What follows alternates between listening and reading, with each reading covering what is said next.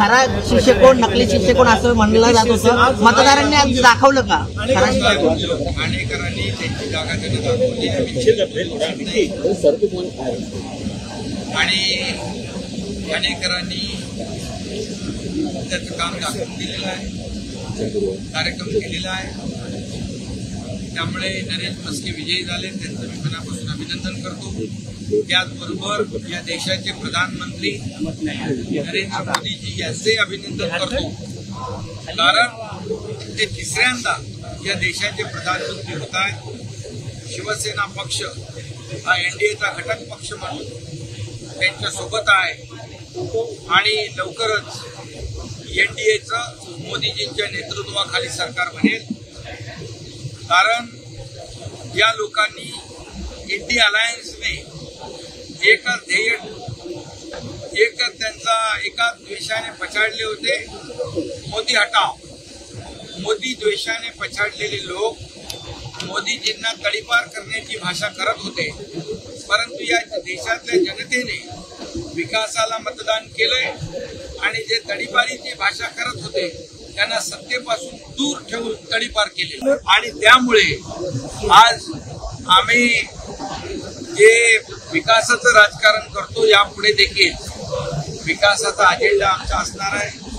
राज्यामध्ये विकासाला प्राधान्य आम्ही दिलंय आणि त्यामुळे ठीक आहे, या देशातल्या जनतेने पुन्हा एकदा नरेंद्र मोदीजींना पसंती दिलेली आहे. राज्यामध्ये काही प्रमाणामध्ये विरोधकांनी जो काय अपप्रचार केला,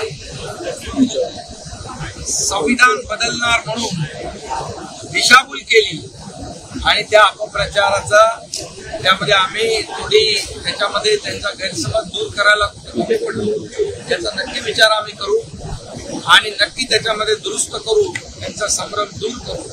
आणि वोट बँकेचं ज्यांनी राजकारण केलेलं आहे त्या लोकांनाही सांगू इच्छितो की वोट बँकेचं राजकारण हे कायम टिकत नसतं, हे बाळासाहेबांना देखील आवडलं नसतं.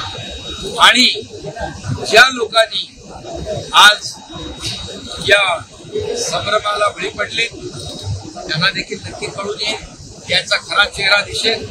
आम्ही काही राजकारण करणारे लोक आणि आम्ही काम करणारे लोक, त्यामुळे कामाला लोकांनी पसंती दिली आहे, कामाची पोचपावती या निवडणुकीला मिळालेली आहे.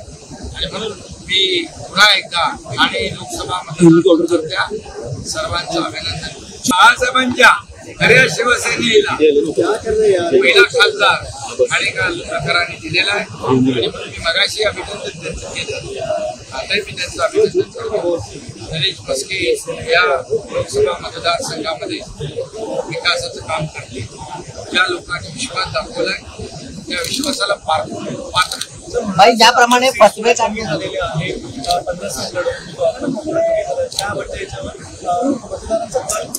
नाही, यामध्ये एकच आहे, काही जागा ज्या आहेत अतिशय कमी मताने आमच्या घेतल्या, काही ठिकाणी जागा जाहीर करायला थोडा उशीर झाला, हेही त्याच्या मागचं कारण असू शकतं.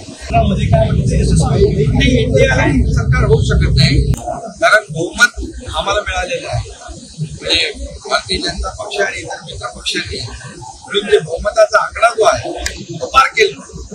त्यामुळे खऱ्या अर्थाने ज्यांचा उद्देश होता मोदीजींना तडीपार करायचा, त्या लोकांना या देशातल्या जनतेने तडीपार केला. उनके असली चेहरा उनका तो भी जनता के सामने. डॉक्टर श्रीकांत शिंदे यांचा देखील मोठा विजय झालेला आहे, त्याने देखील रेकॉर्ड ब्रेकचा विजय झालाय. त्यांनी देखील गेली 10 वर्षात केलेला काम, त्या कामाला पोचपावती जनतेने कल्याण लोकसभा मतदारसंघातल्या जनतेने दिलेली आहे. त्यांनी त्या मतदारसंघात एक स्वतःची ओळख निर्माण केलेली आहे कामाच्या माध्यमातून आणि त्यांचं देखील मी मनापासून या ठिकाणी अभिनंदन करतो, त्यांनाही शुभेच्छा देतो.